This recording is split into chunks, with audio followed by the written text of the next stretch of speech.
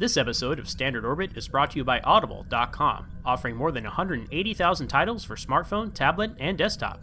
To get a free audiobook of your choice and help Trek FM at the same time, visit audibletrial.com/trekfm. And also by Enterprise in Space, an international program for the nonprofit National Space Society. Find out how you can help science and education and become a virtual crew member aboard the NSS Enterprise Orbiter by visiting enterpriseinspace.org.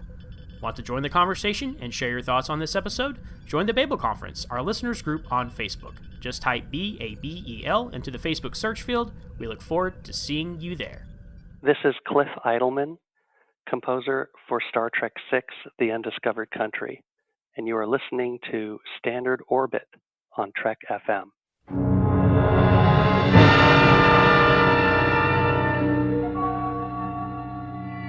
There is nothing wrong with your television set. Do not attempt to adjust the picture. We are controlling transmission.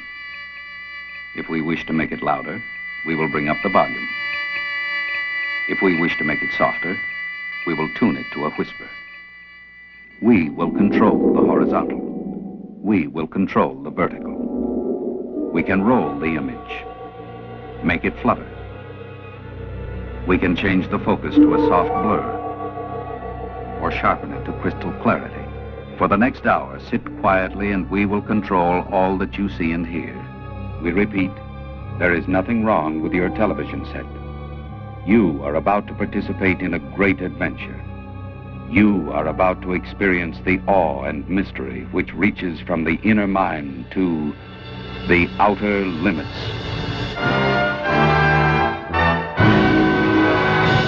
Welcome, everyone, to Standard Orbit, Trek FM's dedicated podcast to the original and new cast of Captain Kirk and the Enterprise.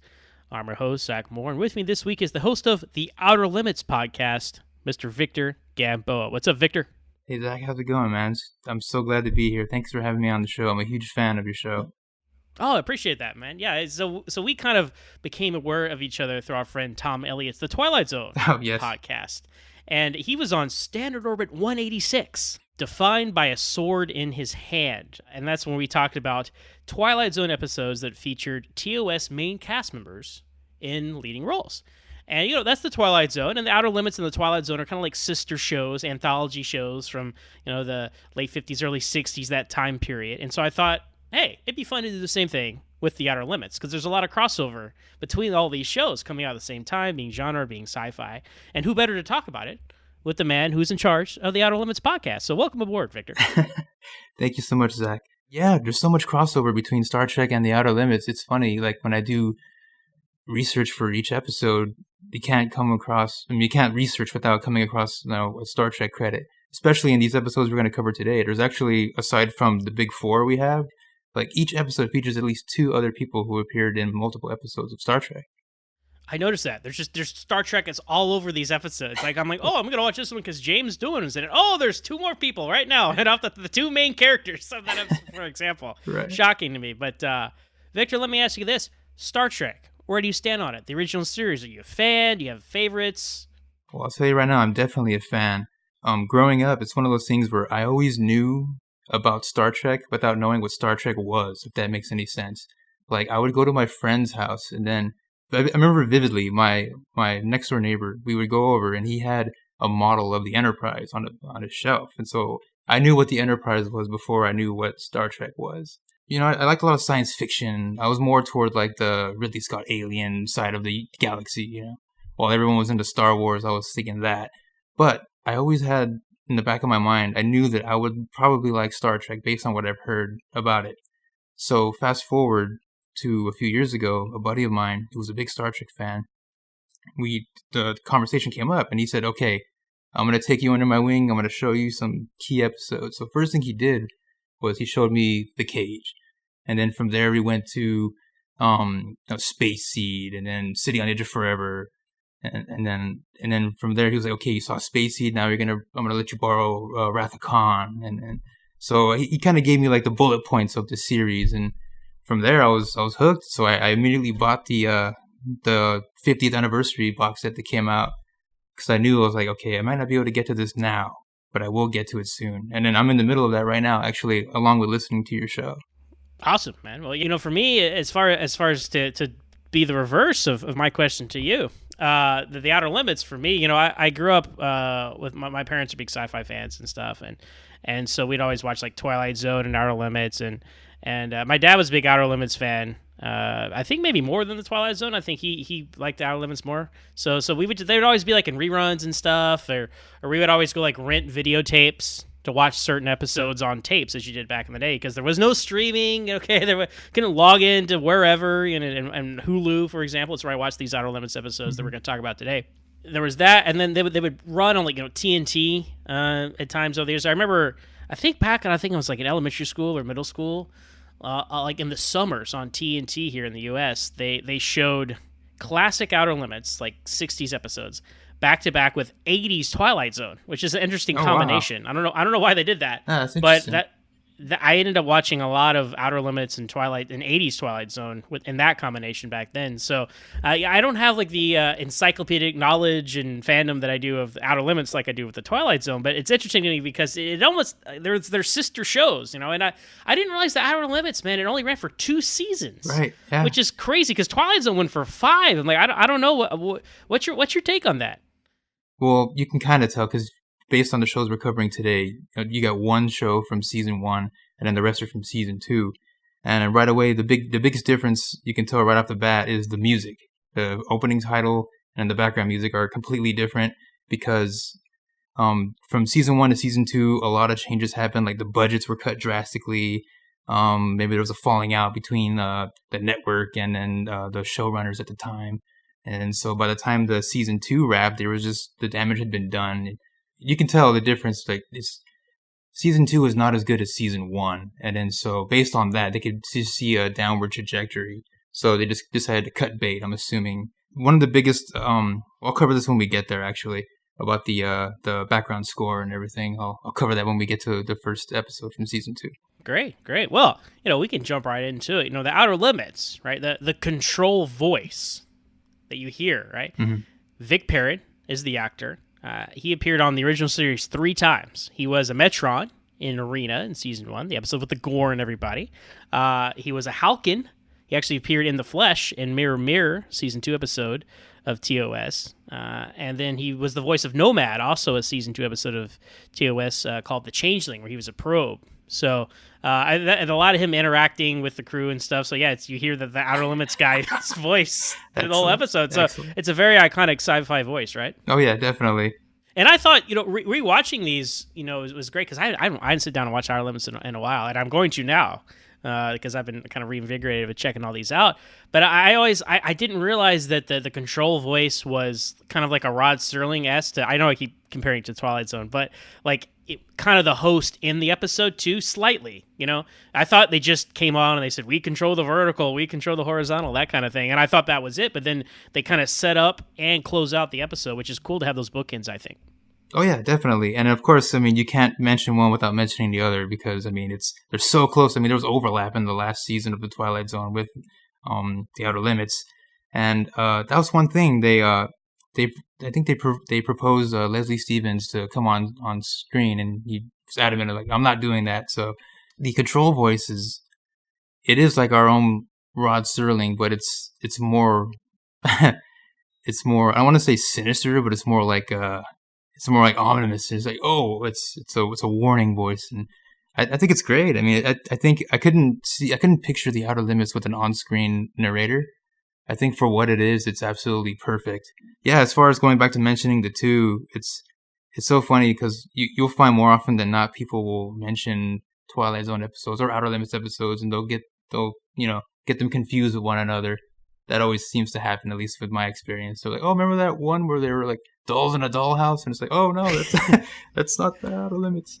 Well, they even make a gag about that in Twilight Zone the movie with Dan Aykroyd and Al Brooks are the 2 guys, and they're talking about TV shows and theme songs. It's like, you ever watch the Twilight Zone? And they start talking about a plot. It's like, no, that was an Outer Limits. No, that was the Twilight Zone. No, that was an Outer Limits. And so they are tied to each other in that way. But I agree with you. I think the carryover between like the horizontal vertical control guy. That's such an iconic opening, and people still know that, So I think carrying that guy's voice over, Vic Perrin's voice over to the episodes, it would feel weird to see that person because it's like an anonymous force controlling your TV. So I think that plays into the whole vibe they're going for. We are in control of the picture. It's very iconic and an immersive kind of way to watch the show. Oh yeah, definitely.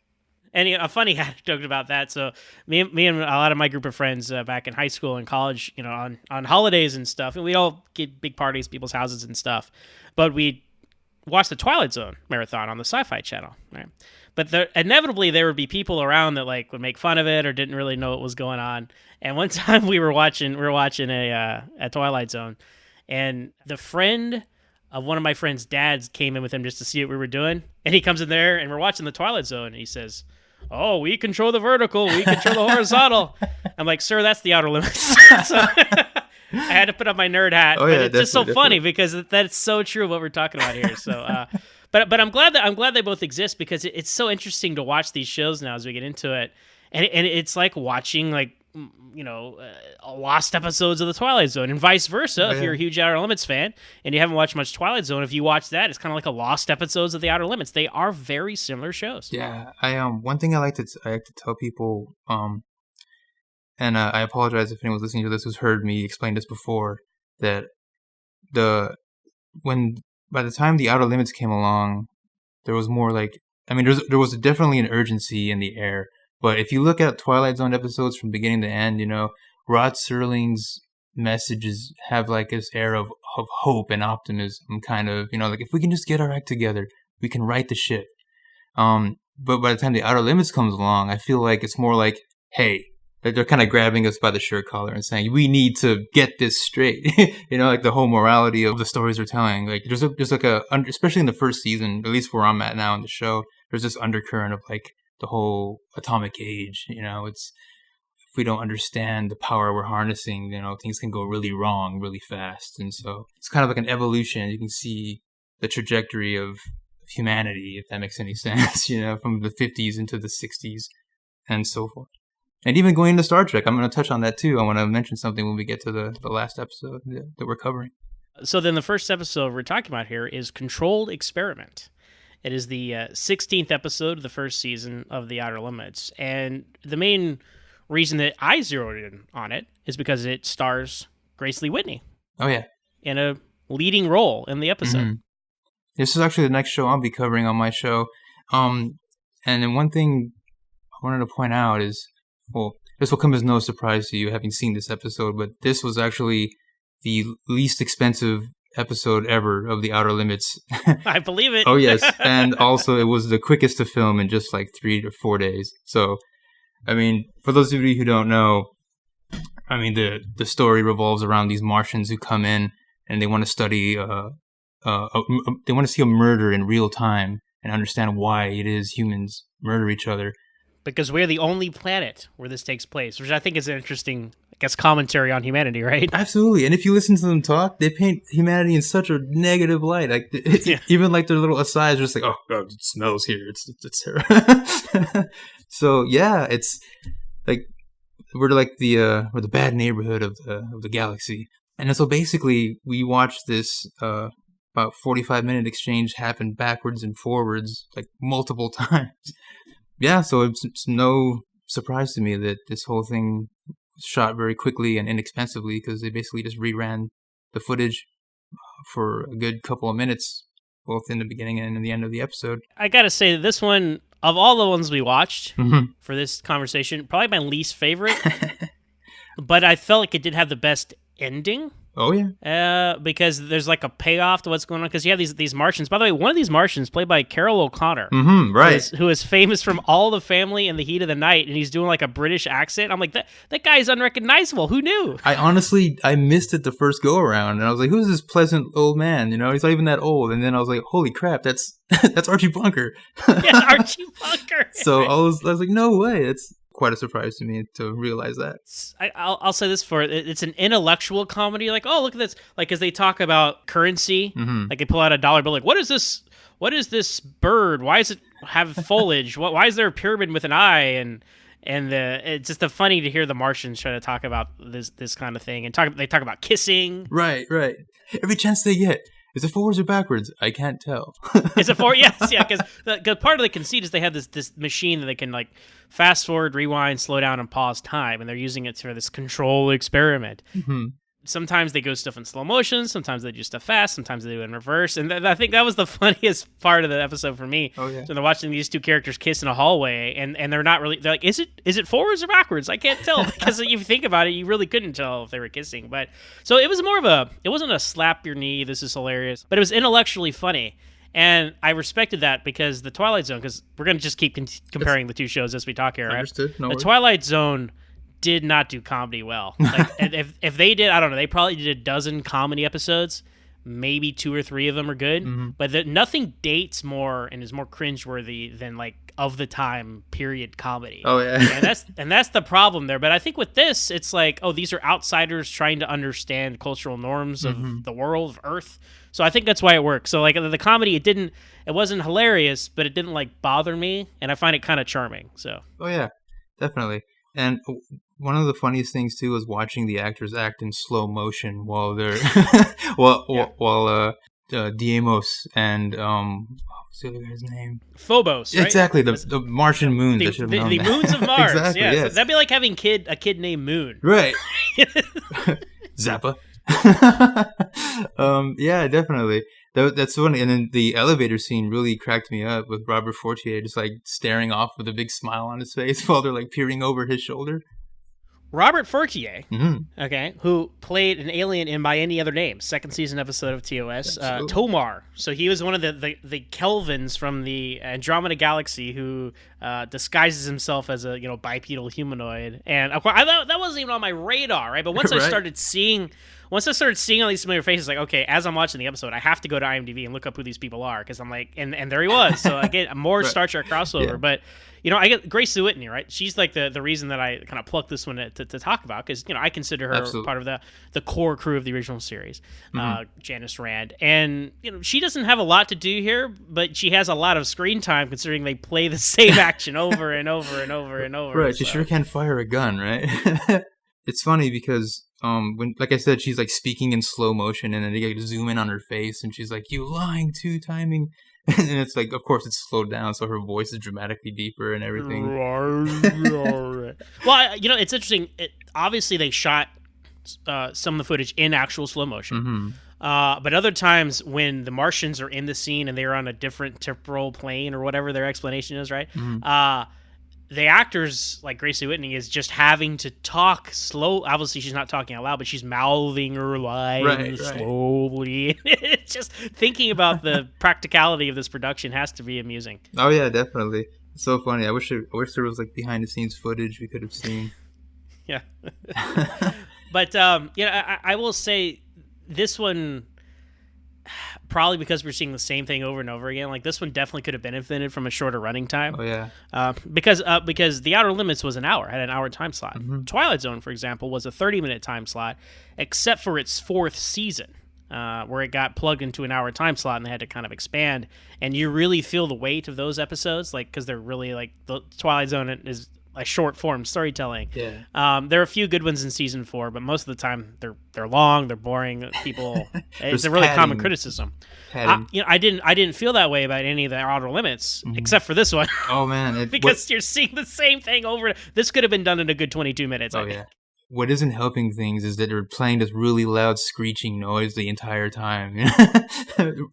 So it's with each adjustment of the machine, you just get this ear-piercing just noise, and you're like, okay, it's taking a good 45 seconds to line up the shot. But they reverse the negative. It's cool, right? Oh yeah, definitely. This is a milestone in visual effects.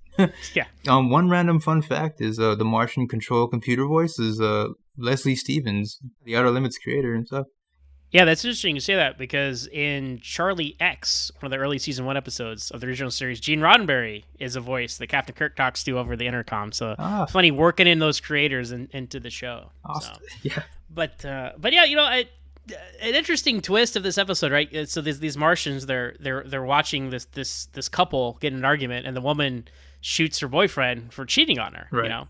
And so eventually they decide, they keep messing around. They keep trying to understand, okay, well, why did they do this? And it's funny to a point, and then it gets old, but it's funny to a point. Right. And eventually they decide, oh, we need to interject. We need to insert ourselves into the experiment because we need to try better understand. And so they stop the bullet. They deflect the bullet so she doesn't shoot the boyfriend. And then after that, the boyfriend's like, hey, you don't have to scare me. Yeah, I was seeing another girl, but it's just to make sure that we were real, baby. And she's like, really? And I'm like, okay, are you serious? Right, I know, right? She's really forgiving. Oh yeah, definitely. I had to be sure. Trust me. I'm like, oh yeah. So that is ridiculous. Absolutely. Oh yeah. I'm like, oh, that'll really happen. And she's like, oh, you know, just what what'd she say? Like, oh, you know how like my heart melts when you talk to me that way or something. It's just so funny. I had a good laugh about that one myself. And then to follow it up, he proposes to her and they're going to get married. And then the Martian guys get in trouble because they're like, hey, you've changed the course of human history. They're going to have a kid. That kid's going to hear about the story about how his dad didn't get shot. He's going to think he's invincible. He's going to start a nuclear war. He's going to destroy the galaxy. And they're like, oh, man. Like, so it's a funny kind of butterfly effect. Oh, yeah. Tangent they go on. And it is funny to think like, you know, well, you see her shoot him. And then she's kind of sad about that she just shot her boyfriend. So clearly she would feel bad about that after the fact. So when they deflect the bullet, she is happy he's not dead. So they make up. So I don't know. I thought that was interesting. Like a way to, because you've been seeing the same scene like literally 30 times. Right. To see how it would go a little differently was very refreshing. Mm-hmm. And a kind of fun ending. And then the Martians find like a loophole around to quote unquote fix the timeline. Yeah. And even at the end, like the Vic Perrin comes on and is like, well, if it destroys the galaxy, that's a long time from now. I was like, so what? I know. What's the message of this episode? Right. It's like, well, you know, and one thing they didn't really take into account, and then David J. Scal mentions this in the Outer Limits Companion, is that Deimos takes the cigarette case with him. So it's, for all we know, he still thinks that he cheated death like miraculously because there's no cigarette case holder. So, and yeah, it just ends so like randomly, like, oh yeah, well, even his tone was like kind of dismissive, like, well, you know, what happens here, who knows? Oh man, yeah, definitely. This one was, I will admit, it was kind of a struggle, not a struggle, but you know, it was my least favorite of the ones we covered. Yeah. So and Grace Lee Whitney, she did fine in her role, didn't have a lot to do. We'll find that, you know, some of these Star Trek actors have a lot to do, some of them don't have so much to do. And even though she had a lot of screen time, It was that same scene over and over and over. So good to see her on the Outer Limits, though. Absolutely. So moving on to the next episode, we'll be discussing the second episode of the second season of the Outer Limits, Cold Hands, Warm Heart, starring Captain Kirk himself, William Shatner. And if there's one thing I would do if I was William Shatner in these Twilight Zone or Outer Limits, I would not look out windows. Right? He's got bad luck with passenger windows. Yeah, if he's on an aircraft or a spacecraft of some kind, he looks out a window, he's going to see a monster, and it's going to cause some trouble for him, isn't it? Oh yeah, definitely. And also, one thing I noticed too, when he's above, just to kind of jump ahead a little bit for a second. Yeah, when he's orbiting the Venusian atmosphere, the things really start to go south when he reaches 20,000 feet. Have you noticed that? Yeah. Yes, I noticed that. There's so many little things that are said here that are Twilight Zone and Star Trek-esque. But yeah, they make it a point. He's like, 20,000 feet, 20,000 feet. I'm like, did somebody... They repeated it. Yeah. I was like, it's because they were saying 40,000. I'm like, oh, that's cute. That's almost like 20,000. They're like, we're at 30,000 feet. I'm like, oh, okay. That's like the remake of Nightmare at 20,000 feet. Let's go 20,000 feet. They say it twice. Yep, I was like, did no one notice this? This has to be intentional. Absolutely.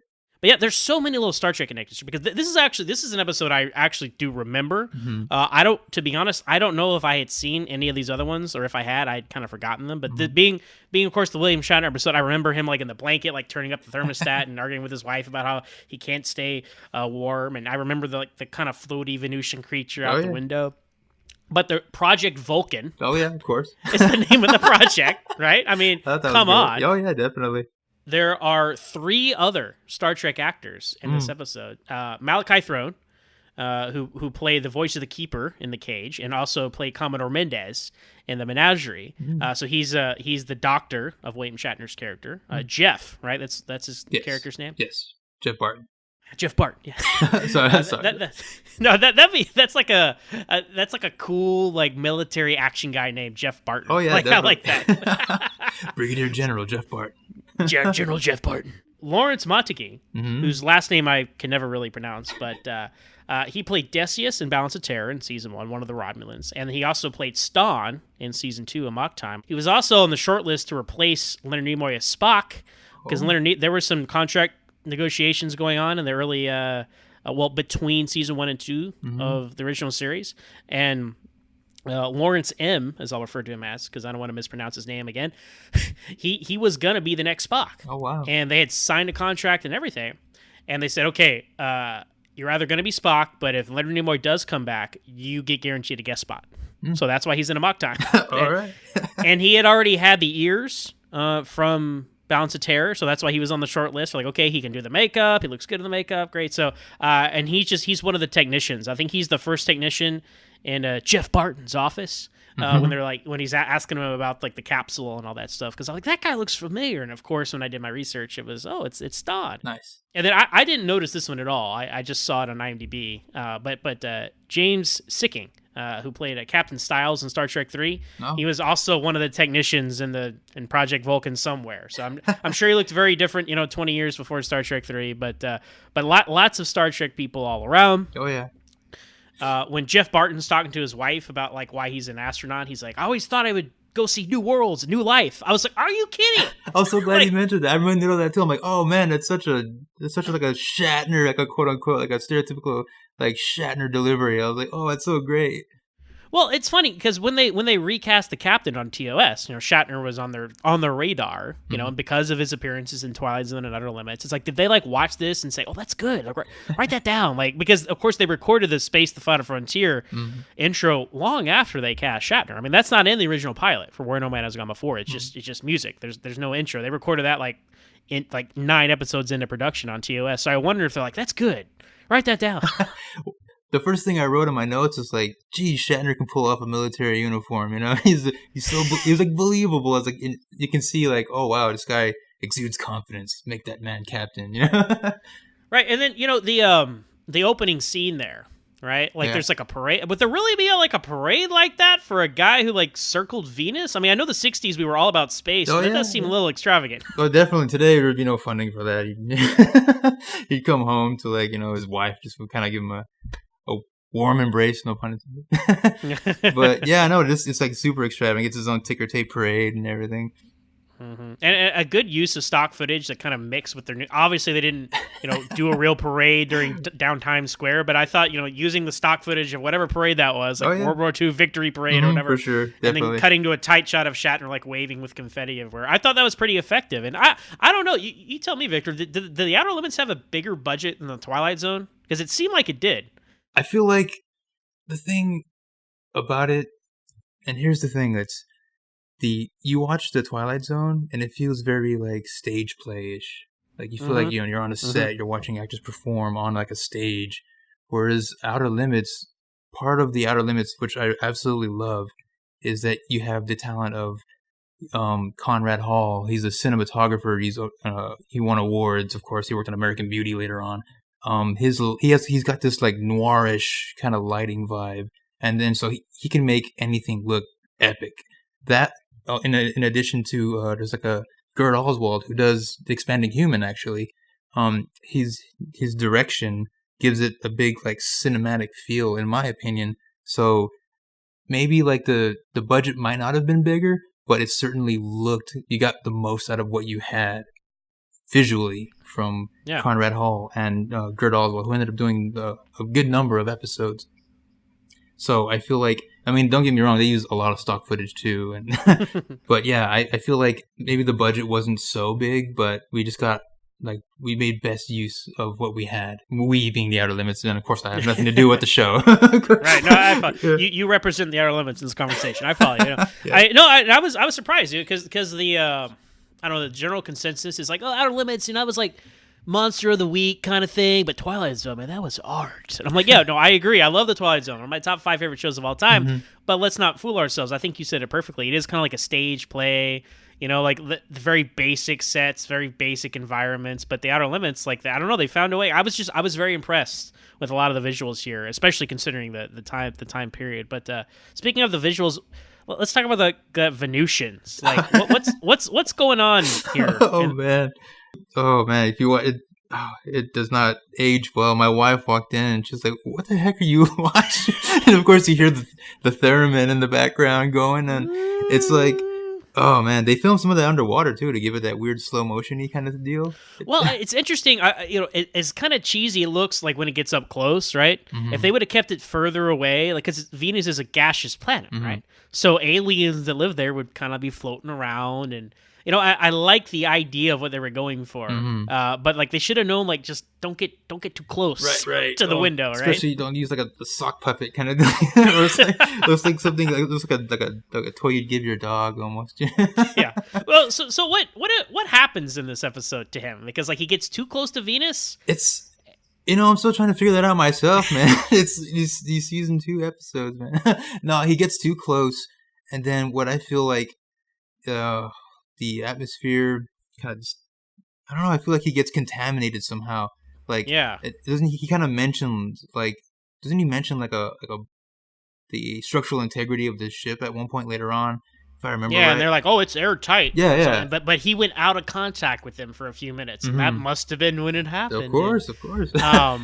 They never really explain it, like what's wrong with, like he doesn't get infected by anything. You think it's something like that, but when he gets back, he starts to. I mean, this is because this is unsettling because like you put yourself in these situations of this character, like you went to a weird place, you come back, your biology's getting real messed up, like you can't stay warm, and that's really creepy because you can relate to that. You can feel like when you're sick and how you feel, and it just keeps escalating and escalating. I like how subtle it is at first, like he's wearing a jacket and like hot coffee isn't like not hot to him. He goes in the steam room, right.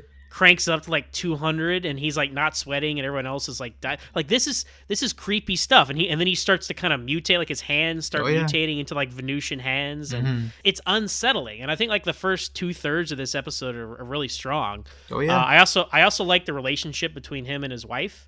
Oh yeah, that she has like equal footing with him in this whole debate, and I think that's a very strong thing to see in these 60s TV shows. Absolutely, there's especially in season 1, there's a whole lot of that 60s show kind of marriage dynamic going on. So this was definitely a breath of fresh air.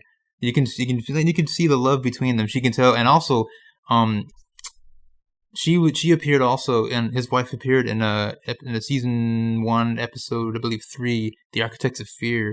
She was really good in that one too, so it was good to see her back in the show.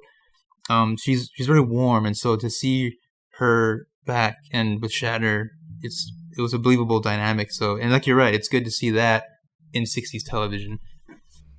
She had a warm heart, right? Oh yeah, definitely. She definitely had a warm heart.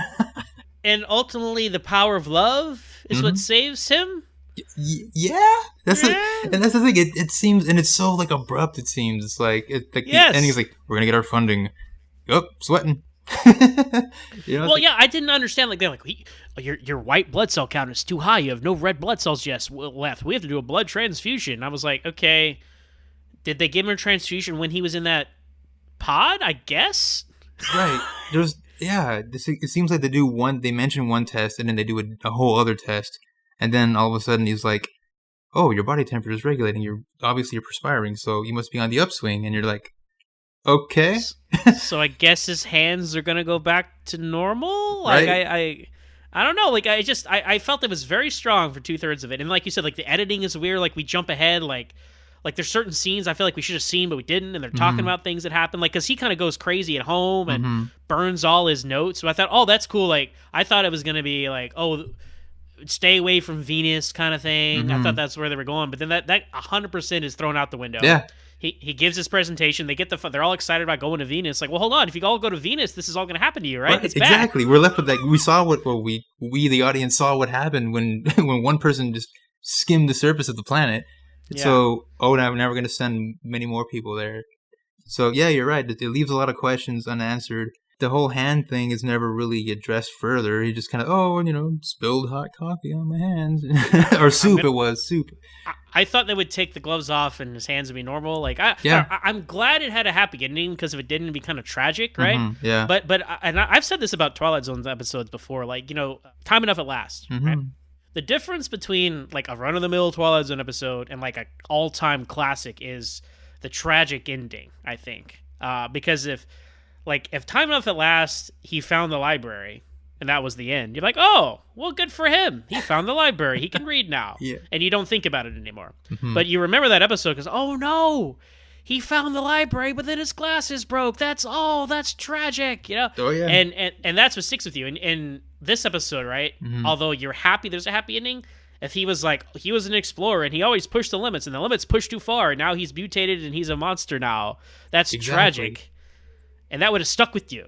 Yeah, exactly. I honestly believe if he had transformed into like a Venusian, and then ultimately he, maybe sacrificed himself or did something to where, then it would kind of be like a retread of the Architects of Fear, which followed a similar path, but this was like man-made instead of Venusian-induced.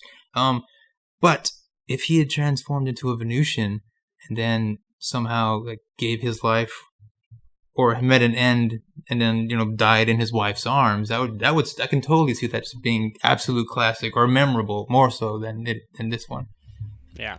But Shatner is great. Shatner is Shatner. Oh, absolutely. Right? I mean, he even has another line like, "You're a doctor." Like, he tells his doctor. I'm like, that is so original series. Oh, love it. Like I'm telling you guys, if you have not seen this episode, you will see Star Trek all over it. So I highly recommend it. I mean, being the Shatner and Kirk fan I am, this is probably the most enjoyable episode to me. Even though I felt it was a little bit of an anticlimax, it's still very much enjoyable, and it's fun to see the pre-Kirk Shatner like being a proto-Kirk, basically. Oh yeah, definitely. Seek out that scene where he's talking about his journey to the space program, as a boy. That monologue alone is absolutely brilliant. Definitely, like that can be Captain Kirk's origin story. Exactly, monologue, right? You're right. So this is the second season of The Outer Limits now. You mentioned the openings and things. Now, in the first season, did they always show a scene, like a random scene from the middle of the episode and put it at the beginning? And then they stopped that in the second season? Because as we transition from this one into the next two we talk about, none of those are like in media res, as they say.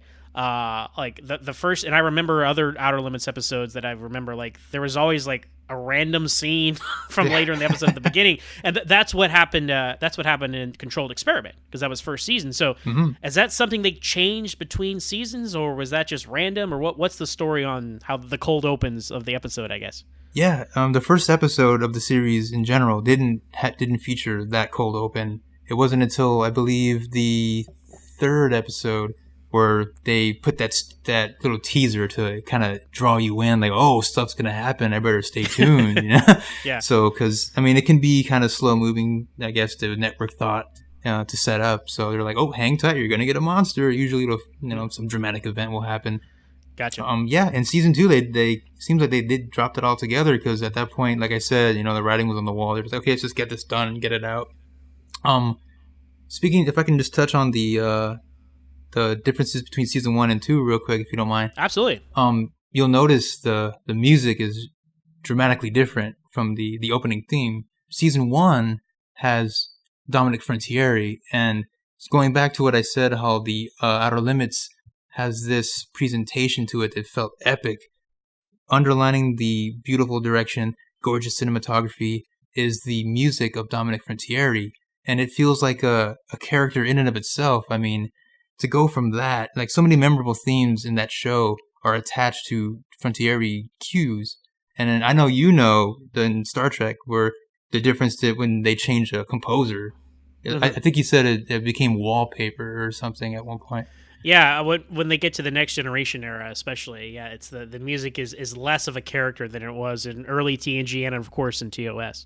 Right, and so in season 2 they took on Harry Lubin, who does more like, I don't want to say experimental, but he uses the theremin more, and I don't mind it. And to be honest, there's a cool cue in the Venusian underlying theme was great when going back to the Cold Heartworm Hands, and then in Expanding Human, when we see the autopsy scene, there's a really cool like theremin theme underneath that I think is really cool. But ultimately, it leaves something to be desired musically. Like, I feel like a big key of the show is missing in season 2. Yeah, sorry to go off on that little rant there. It's all interesting, and it informs the whole feeling of the whole thing. And moving on to the next episode, the season 2, episode 4, Expanding Human. This episode I picked out because it stars James Dewitt, and Scotty, right? And I gotta say, it's so interesting to see him not use the Scottish accent, right? Right, and it's weird because his real voice is so close to his Scotty voice. Yeah. I noticed that. I'm like, oh, all he needs to do is like roll an R, and then you're like, oh crap, it's Scotty. Yeah, no, that's so true, because I'm like, it's so similar. I'm like, yeah. Is he doing the Scottish accent? You realize how little effort is put into his Scottish accent, right? Yes. When he talks in his normal voice.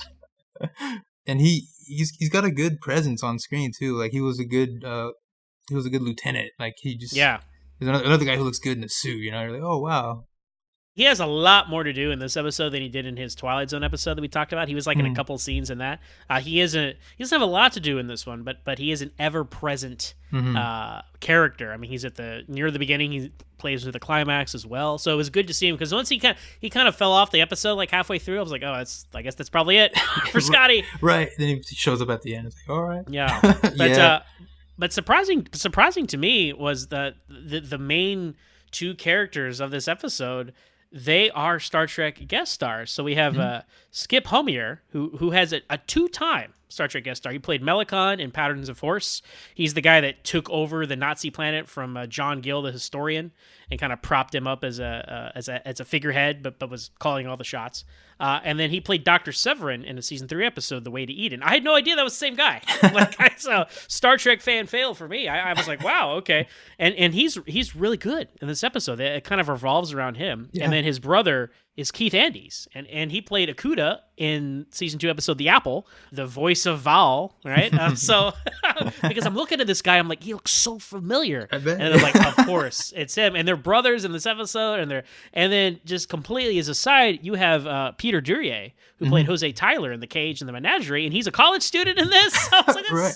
Stop with the Star Trek. It's everywhere. I know. It goes back to, I think you mentioned it in your episode with Tom. I was just, everyone just appeared in everything back then. There was a job. Hey, there's an opening. I'll audition for that. So there's so much Star Trek all over the Outer Limits. I didn't realize. And speaking of, to kind of jump back on what we were talking about with the cold opens and stuff, this one, right? I was like, oh, is this a scene from the middle of the episode? Because it really feels that way. It's like you have a guy breaking into a lab at night. I'm like, oh, well, this is going to be later in the episode, clearly. I'm like, no, it wasn't. So I'm trying to get used to which ones are, flash forwards and which ones aren't. Right. But I think it was effective to kind of, like this story, right? I think it was a more effective way to tell it this way, where you're kind of like in the action already. Yes, definitely. Because they were doing like LSD experiments, and basically what they were doing is, I don't know if you've seen the William Hurt movie Altered States from the 80s. Like, so that's like a guy who's experiments with psychedelics and tries to open up like his mind and abilities.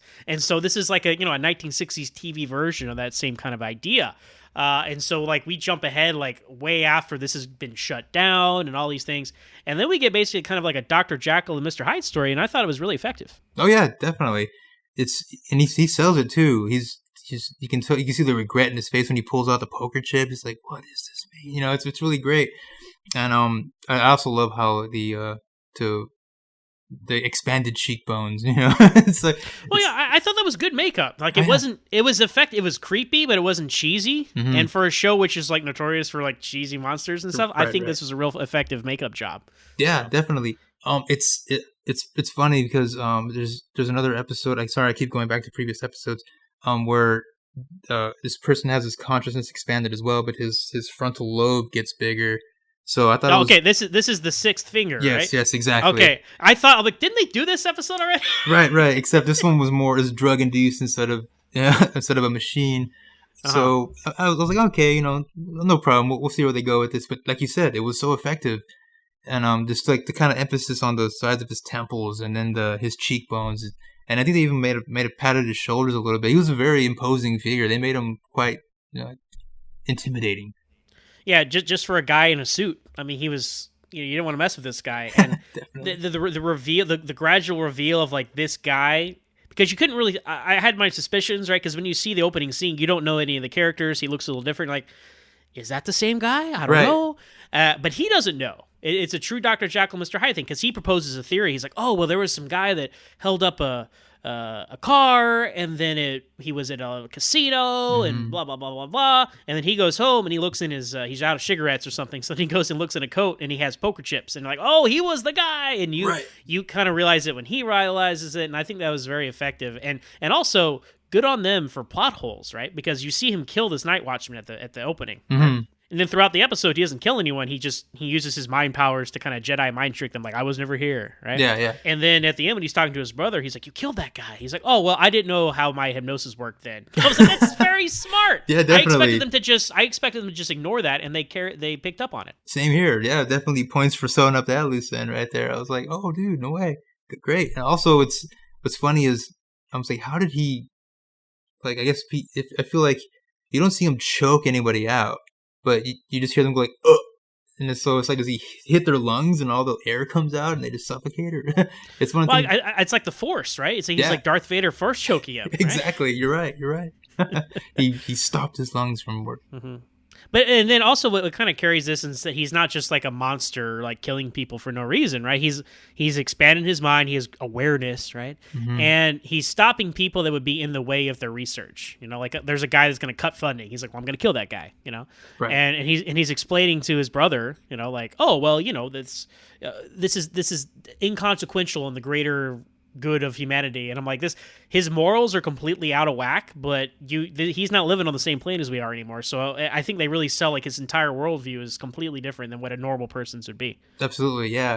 He's got his goal, and he's gonna reach that, and everything else is like trivial. We're basically like ants to him, kind of. We're like, we just need to get on the level, and everything else will be exterminated. Where it's like, oh, thousands, oh, don't worry, you know, we'll have other people to do that for us. We won't do all the heavy lifting, so to speak. Now, and part of the climax is he's trying to get his brother to partake in this formula with him, and he gives him the formula, but it doesn't kick in time, so he gives him some more, right? I guess, and then so that was weak to me. Explain this to me, Victor. Oh man, I feel like he spent more time describing the taste than why he was doing it, you know? It's a cucumber. I can't quite figure out why yet. I'm like, what? Is this going to be important? I don't know. I thought that was so funny that he was like, I can't explain why, but it tastes like cucumber. I'm like, all right, that's cool. We know that. And then we see a trend here where like that starts off really good, but then toward the third act, it kind of falls off. No? I mean, at least right here, you know, you're like, okay, why isn't it working? Or what's taking so long? He doesn't really explain anything really after that. He's just kind of like... Yeah, he's like, did he switch it? No, because he would have known. It's just convenient for the plot, you know? And Right. We're just prolonging it so we can ease up the tension and maybe people come. Well, I think, you know, with these, it's the problem is not they go too long. I think they're the proper length. It's just what they do with that climax is just disappointing. I don't know what else they would have done. But Right. Yeah. Because they shoot him, and he's like, I don't bleed.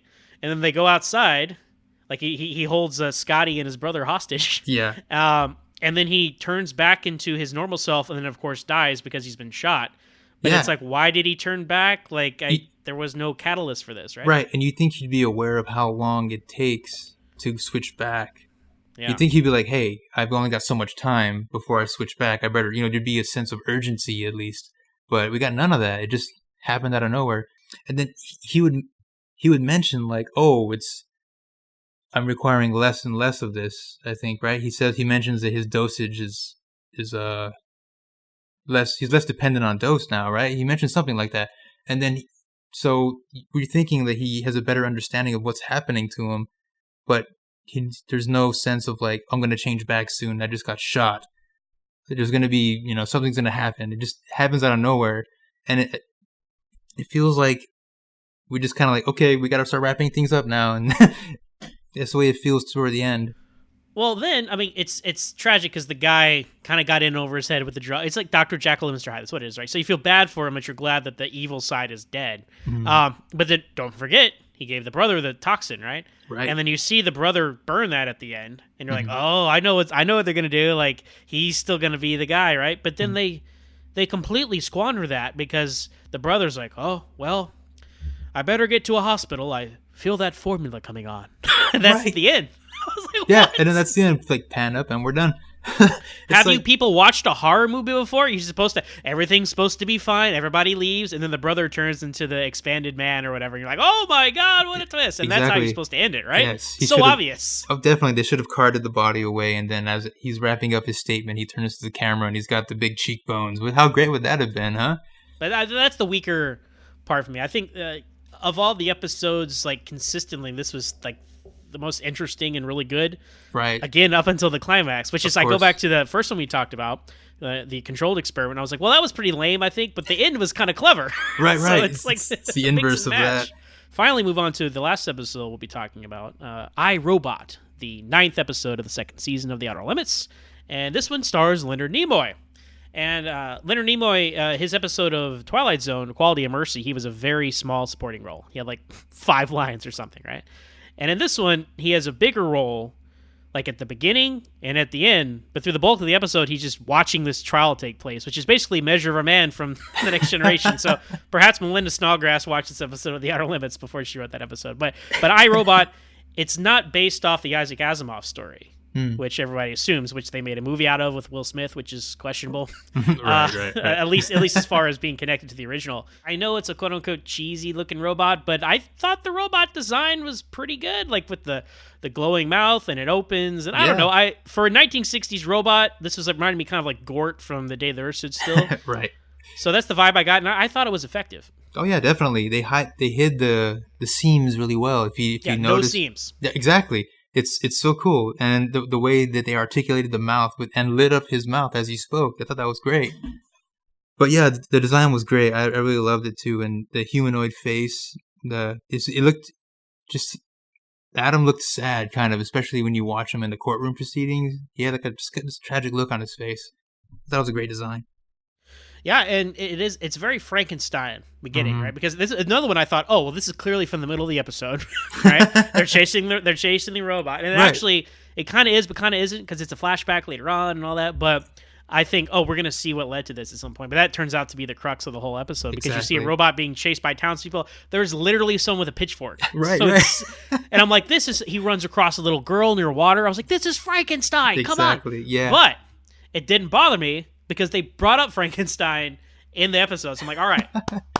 You know what you're ripping off, so that's fine, right? Exactly. As long as we acknowledge it, it's okay.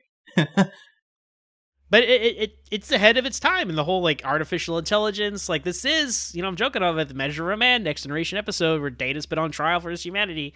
Like, that's basically what happens with this. And Leonard Nimoy, he's a reporter that kind of, like, stirs things along. He was apparently old friends with this defense attorney. And so we have Leonard Nimoy, right? And we have the niece of the doctor who has died, and the robot, Adam, is blamed for the death of his creator. And that niece is played by Mariana Hill, who plays Dr. Helen Noel from Dagger of the Mind, first season episode, because I was like, she looks familiar. Who is she? And I'm like, she's in Dagger of the Mind. So, of course. But see, her and Leonard Nimoy spend most of the episode just sitting in the courtroom watching, so they don't really play much of a role. But John Hoyt, the original doctor from The Cage, again, we have Captain Pike's whole crew is in The Outer Limits. He is one of the robotic experts, I guess they call it at the stand, right? It's so funny. I think we got at least 1 or 2 in each episode we covered, right? Yeah, like there's seriously like 3 or 4 Star Trek people in each one of these episodes. Yes, definitely. And one thing that was so weird for me to see, it took me a while to get used to, was how loose Leonard Nimoy was. It feels wrong, doesn't it? Yeah, it feels wrong. It does. I'm like, hey, what's going on here? Because his arms are kind of swinging. He's like, yeah, there's a bag of bullets over here. It's like, whoa, what's going on? I'm used to the stern, stiff, Spock. That's what's interesting, because when you watch Shatner, and this is a strength and a weakness of Shatner. He's always Shatner. So you're like, oh, well, yeah, that's Kirk, right? But you see these other guys, you're like, well, that's not Spock. Well, of course it's not Spock, because it's a different character. Right. Yeah, this episode, it was interesting. The flashbacks, the fear of people, the different perspectives. This reminds me of actually a line from Controlled Experiment, right? There's a line about the Martians, or the Martian's been on Earth longer than the other one. He's like, these are what you call innocent bystanders. It's a tradition. They all see something and tell a different story of how it happened. I was like, that's really smart commentary on like the human race, right? Definitely. But that's what we're seeing here. We're seeing the robots' perspective on things. We're seeing the townspeople's perspective. And honestly, I was like, I don't know, did this robot kill him by accident? Right? I mean, I really thought that might have been the case up until the end, because the scientist wants to put him in a box, and the robot's like, I don't want to go in there. Right? He's like, I'm not going in there. And so you're like, oh wait, maybe something did happen. It plants that seed of doubt in there. It does, because I think it would have been very easy to either been like 100% on Adam's side the whole time, or 100% on the townspeople the whole time. And I think there was enough ambiguity. Right? We're like, well, because they turn off his moral compass, and then he like trashes the courtroom. Oh yeah. And I'm like, why did you do that? Right. It's like, this is a terrible idea. What do you do? Also, the prosecuting attorney, he looks a lot like Robert Stack from Unsolved Mysteries. Was that just me? Now that you mention it, you're right. I have to rewatch that. I looked at it. I'm like, what? Have I seen this guy in anything? Apparently, I haven't. He has one of those like classic '60s faces, because Robert Stack was in The Untouchables and all that. Right. So, but anyway, he's very '60s guy, and he makes some valid points. I think even at the end, he's like, it comes down to like, look, it's not about this robot. It's about humanity. And the guy says, you know what? You're right. Adam didn't kill him. We did by turning on the switch to Adam. I'm like, okay, they're actually going there with this conversation. I thought this was interesting. Exactly. And this is what I wanted to kind of talk about in the beginning of this episode. He raises such a great point, because we get the viewpoint that society isn't ready for advanced technology. Like you said, we flipped the switch on Adam. We kind of brought it on ourselves. We don't have what it takes to master destructive machinery at this point in our evolution. So of course this is a parable to nuclear weapons and etc. And what's funny when you think about it, a lot of things like media in that time, at least to me, everything was doom and gloom. When you look forward, it's dystopia, and it's we're gonna doom ourselves. It's only a matter of time before we're just smoldering debris on the planet's surface. But I'm like, dude, this is like Star Trek's 2 years away from happening. And so you get the complete opposite vision, which I thought was pretty cool. I was like, hey, while we're knee deep in this dystopian look of the future, Gene Roddenberry had this vision of like, hey, you know what? It's not all going to be bad. We're going to go on from here, and we're going to evolve beyond that. And then he paints a more optimistic vision of the future, which really resonates with me when I watch Star Trek, the original series, of course, and the Next Generation, of course. Well, and that's what sets Star Trek apart from most science fiction. The doom and gloom, the Terminator, the Matrix, all those things. And speaking of Terminator, right? Like the end, like monologue in this episode, because I recently rewatched Terminator 2 for another podcast that I do, and I was like, this is the end monologue of Terminator 2, because it's like, I thought the exact same thing. I'm like, dude. If a machine, a Terminator, can learn the value of human life, maybe we can too. I'm like, that is a paraphrase of this episode of The Outer Limits. Now, if everyone remembers that recall your Terminator trivia, my friends, Harlan Ellison sued James Cameron because he felt like he ripped off 2 episodes of The Outer Limits, A Demon with a Glass Hand and Soldier. Exactly. And I don't know, he didn't write this episode, but whoever did write this episode should have sued James Cameron for Terminator 2. Right. Maybe because it sacrifices himself for a kid at the end. Exactly. And how crazy. He throws the heck out of that kid, by the way. Oh, yeah. It's like that would have killed, but he doesn't know his own strength. It's established in the episode. So. Yes. If you look closely, you can see 2 hands reach out to catch the girl, by the way. Yeah. Well, I was a little like, oh, wow, they convicted him. Like, they're going to destroy the robot. Wow. Like that. But they subvert that even further by the robot sacrificing himself, getting hit by a truck and saving the girl. The girl, who, by the way, is probably the weakest part of the episode, but a crucial part of the episode, because she's like, why are you afraid of the robot? And then you run towards it into the street? That makes no sense. Yeah. And plus, he's the one who hurt me. I'm like, yeah, we know. Like, I don't know, like kid actors, right? What are you gonna do? Of course, she runs Center Street, to be the spot. Right. but it's tragic because he, this girl doesn't even know that he saved her life, and that's why he dies. But I did like Leonard Nimoy's last line of the episode, because the defense attorney's like, well, that's the end of that then, and Leonard Nimoy says, no, it's just the beginning, and it's true, because it's like this is going to start the conversation about artificial intelligence and blah blah blah. But there's got so many vibes here And like, and this is just as foundational for science fiction as the Twilight Zone. It really is. So I feel like the Outer Limits, you know, I'm one of those people like, oh, that's like the little brother of the Twilight Zone, right? No, I think it's right up there with it, man. I think it gets lost in the shuffle of talking about the great TV shows of the past, right? Of course, it gets the fact that they're both black and white, and they both kind of have a morality tale or a twist at the end. Kind of, they just get lumped together, and of course, Twilight Zone's the taller, more attractive brother of the two. So yeah, what's interesting, or what I find great, is they actually remade this episode in the 90s revival. And in that episode, Leonard Nimoy plays the role of the attorney. So he's got way more screen time. Oh, okay. Yeah, and it's actually very good. I highly recommend it. Dare I say I prefer it to this one. They're pretty much neck and neck. He's so great in that episode. I can't recommend it enough. And it spoiler alert, follows the same path. But that was actually the first Outer Limits episode I remember ever watching, was the remake of iRobot in my youth. So I was taken back by them. Like, man, that was such a good, like you said, such a jumping off point for science fiction. So to retell that story and to see that at a young age, you know, it kind of planted the seeds for my interest in the genre, among other things. But yeah, I can't recommend it enough. If you see it, I mean, if you ever get a chance, iRobot from the revival series. That's cool, man. And you know, since you brought it up, what are your thoughts on the 90s Outer Limits? Because for me, it's so different than the original. And a lot of it, I don't know how the best way to say this, like, it's a lot of mature content.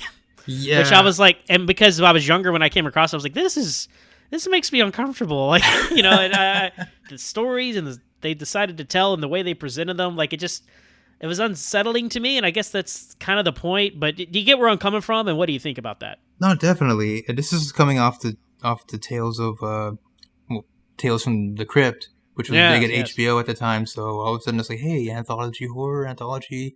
Let's see what's going on. So Showtime, of course, probably was like, hey, we have a block. You know, let's just push this content, edgy. You know, throw in some profanity and some nudity or whatever. Maybe they felt like the 60s aesthetic was too safe, maybe. I don't know. They wanted to edge it up for the 90s, you know? Well, I think there's a way to do that. Like, you can tell mature stories, but like in a family friendly way. But they told mature stories in an extreme mature way, and you know, that always, like, they didn't jive with like what the Outer Limits was, in my opinion. Like, say what you will about the Twilight Zone remakes, right? I feel like they were all like, okay, I can see how this is the Twilight Zone. Like, even though they were the various levels of quality, right? Right, right. And again, I'm no Outer Limits expert, okay? But I just felt like there was a huge... You could have, like you said, Tales from the Crypt. You could have called the new Outer Limits Tales from the Crypt, and I'm like, okay, yeah. Now, there's some great episodes in there. I've seen a lot of them. But a lot of other ones, I'm like, I don't know. Yeah, definitely. It's weird. It's like more folks from our generation are more forgiving of the 90s. I mean, we acknowledge there are some turkeys in there, but...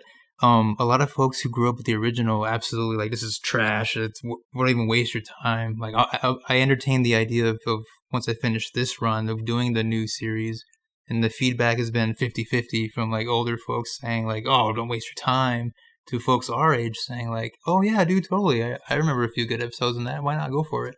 And it's,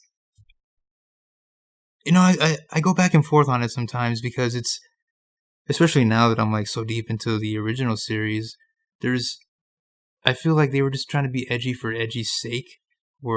And then even like Leslie Stevens, they kept him minimally involved, and then once he passed away, they kind of went off the rails with everything. Like to me, it was like sex, nudity, exactly. Robot. I'm like, what are we doing here? Like, I'm old fashioned. This is the original series podcast. I'm a young guy, but I'm kind of an old fashioned guy, to be honest. Right.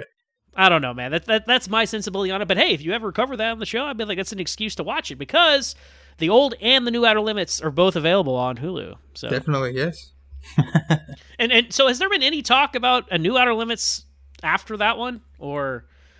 Well, once it ended, you know, it was pretty much dead and buried. But I read online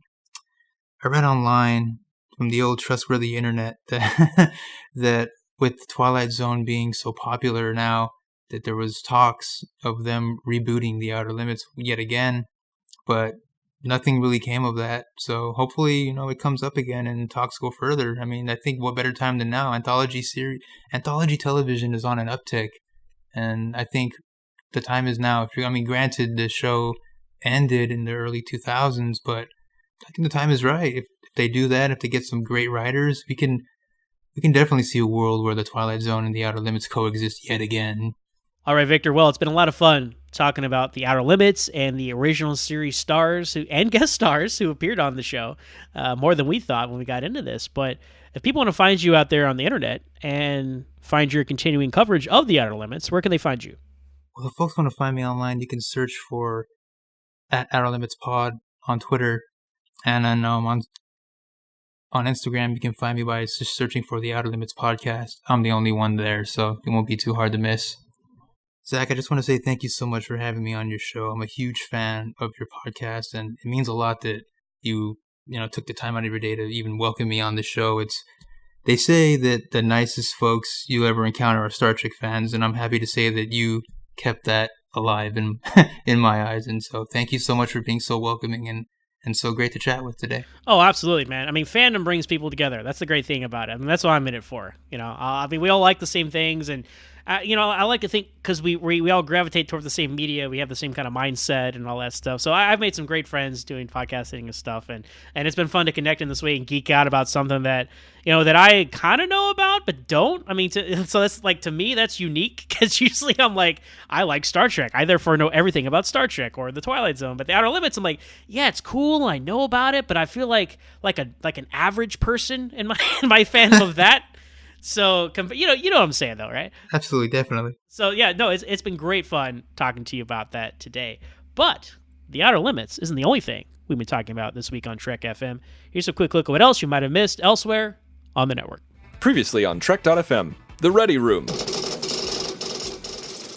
Is this the supernatural Klingon episode? What is this going to be? And then it just turns out to go in and dig your own time crystals, State Park.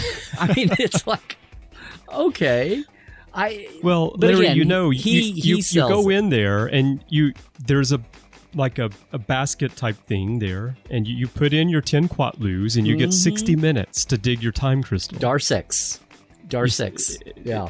Yeah, actually, the Klingons want Dar-6, don't they? Yeah. And you go in, and actually, however many time crystals you can dig in 60 minutes, you get to keep. But the catch is they're time crystals, so 60 minutes to one person is only a minute to someone else. Literary Treks. We have the conversation between Pike and the Starfleet Admiral Terrell about the specifics of why they were kept out of the war. This is even before we're in a situation where they have no choice but to stay out of the war. They couldn't go back if they wanted to. By sort of setting up the milestones in the story for this is about when this is happening during season 1. That allows us to tell our own independent story within that, but yet also you'll always know where you are in the regular TV show. Earl Grey. That question about whether life exists, either yes it does, because enough time has elapsed and there's enough planets out there, or no it doesn't, because we are that race. Oh. that seeds life elsewhere in the universe at some point. The other in the answer future. is it did, but they all destroyed themselves, But that's also kind of unlikely that you'd have lots of civilizations all doing the same thing and destroying themselves, I think. But to the journey! That's all I could think about with that one. This is the Seinfeld in Space episode. I keep waiting for Elaine to show up. I'm trying to think of what Jerry Seinfeld would say in Jerry Seinfeld's tone of voice inside this episode. Can you do a good Jerry Seinfeld? Oh, good grief, no. Not even close. I'm trying to think how I would approach doing a Jerry Seinfeld impersonation. It's not coming to me. He's got that super high-pitched da-da-da-da-da kind of voice. Well, that you did really well, the da-da-da-da-da. So, yeah, there you go. Why don't they just warp out of here? And that's what else is happening on Trek.fm. So check out all these shows and find out what we're talking about in your favorite corner of the Star Trek universe and beyond. You'll find us wherever you get your podcasts. If you're an Apple user, you can get the show on iTunes or the Apple Podcast app. Be sure to hit the subscribe button. That helps us out greatly and makes it easier for other listeners to find the show. If you're not an Apple user, we've got you covered as well. You can find our shows on Stitcher, TuneIn, Spreaker, SoundCloud, Windows Phone, and of course, you can stream and download the MP3 file from our website and grab the RSS link as well.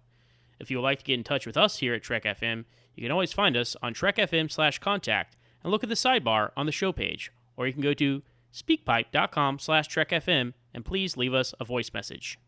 You can also contact us through Twitter at TrekFM, Facebook at facebook.com/TrekFM, and the Babel Conference. Type the Babel Conference, that's BABEL, into the search field on Facebook, or go to our website at trekfm.com and click Discussion on the menu bar. Another way you can help us keep all of our shows coming to you each week is to become a patron of the network on Patreon. If you visit patreon.com/TrekFM, that's patreon.com/TrekFM, you'll find our current goals, our different milestone contribution levels, along with all the great perks we have for you. These perks include early access to content, exclusive content, producer credit, seats on our content development team, and more. We really appreciate any support you can give us and hope you'll join the team. Again, you'll find the details at patreon.com/TrekFM. Speaking of Patreon, thank you as always to our associate producers for Standard Orbit. They are Norman C. Lau, Nick Anastasio, Tim Robertson, Richard Marquez, Corey Elrod, Dan Rhodes, and Mike Richards. Your contributions, your help, your support, they mean the world to us, and we appreciate you being associate producers on Standard Orbit.